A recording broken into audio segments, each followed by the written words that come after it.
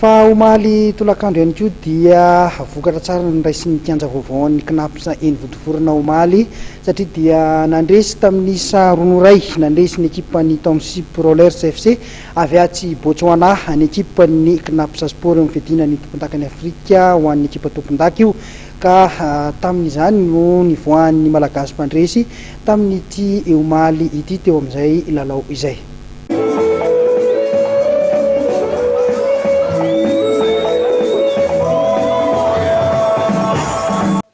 Fandresena tamin'ny saronoray no azony ekipan'ny knapsa sport nanoloanan'ny ekipan'ny Township Rollers FC avy any Botswana ny sabotsy tolakandro teo teny amin'ny kianjan'ny votovorona nandritra ny lalao mandrosiny ny savaranando ny fidinan'ny tompondakany Afrika isatarika taranjabolina kitra.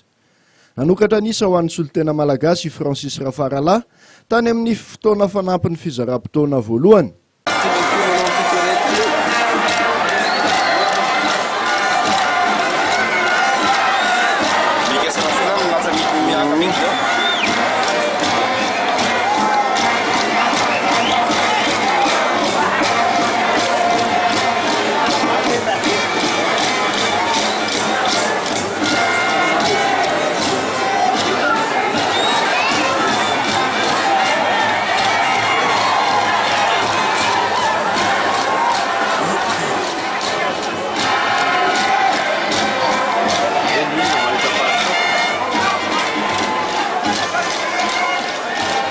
Mbola tokony hatafiditra baolina faharoa ity lohalarana malagasy ity vao nanomboka 10 minitra amin'ny fizaram-potoana faharoa saingy navotany Tsatoby ny Botswane.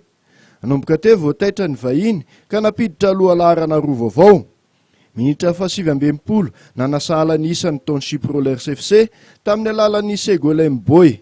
Nampiseho favonona ny ady hatramin'ny farany nefa ny knapsa sport ka napiditra ny baolina faharoa ny batan'ny fandresena tamin'ny alalan'ny jiva teo amin'ny minitra 7:70.